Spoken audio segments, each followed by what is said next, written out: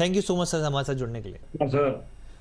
Rajesh sir, सबसे पहला मेरा सवाल हमारे दर्शकों को सर ये समझाइए, क्योंकि देखिए हम लोग रोजाना आपके जरिए बारीकी विश्लेषण करते हैं, डॉट टू डॉट जो है वो जोड़ने की कोशिश करते हैं यहाँ पे। ये 23,800 की हडल जो है ये पार होती हुई क्यों नहीं दिख रही सर? क्या है आखिर 23,800?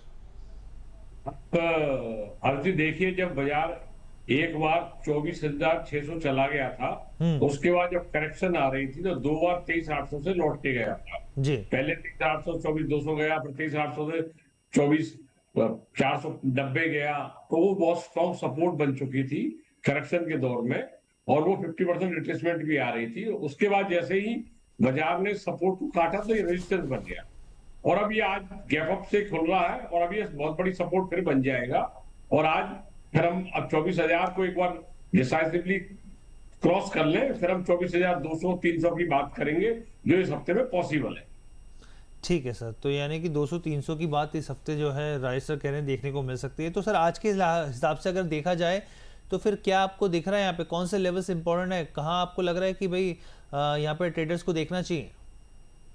देखो, हमने लास्ट वीक भी बात की थी कि बाजार में कोई खतरा नहीं है, बाजार ऊपर की तरफ जाना चाहता है, वो टाइम पास कर रहा है, क्योंकि न्यूज की वेट कर रहा है। और एक पॉजिटिव न्यूज आज बाजार में आउट है, मोर और लेस मार्केट मान चुकी है कि डील हो जाएगी, और इसीलिए क्रूड भी आज 5% डाउन है। वैसे क्रूड के टारगेट नीचे में बड़े नीचे आ रहे हैं, $70-80, $60 से $80 के बीच में बॉटम की तरफ खिसकना चाहिए। जिस दिन डील की फाइनल अनाउंसमेंट होगी उस दिन क्रूड फिर और टूटेगा, और हमारे यहाँ बल्कि पेट्रोल और डीजल के प्राइस बढ़ाए जा रहे हैं, जबकि अब ये घटने चाहिए।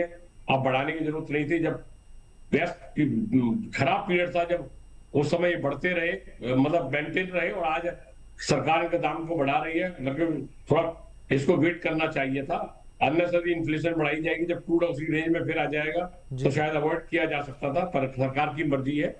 आप जैसे आपने पूछा आज कहाँ लिए जाना चाहिए, तो आज 24,030 एक बहुत बड़ा हडल का काम करेगा, और बाजार को इसे जरूर क्रॉस करना होगा आगे तेजी के लिए। तो मॉर्निंग में जैसे गैप अप निफ्टी हो रहा है, तो अगर कोई एग्रेसिव ट्रेडर हो उसी के लिए है, तो 23,970 से 24,030 के बीच में बेच सकता है। 24,090 के ऊपर स्टॉप लॉस लगाए, इंट्राडे फॉल आना चाहिए 23,900 880 के लिए। सिर्फ छोटी सी 80-100 पॉइंट 150 पॉइंट की करेक्शन के लिए कोई चाहे तो बेच सकता है, पर ये रिस्की ट्रेड है, एग्रेसिव ट्रेडर ही इसे अटेम्प्ट करें।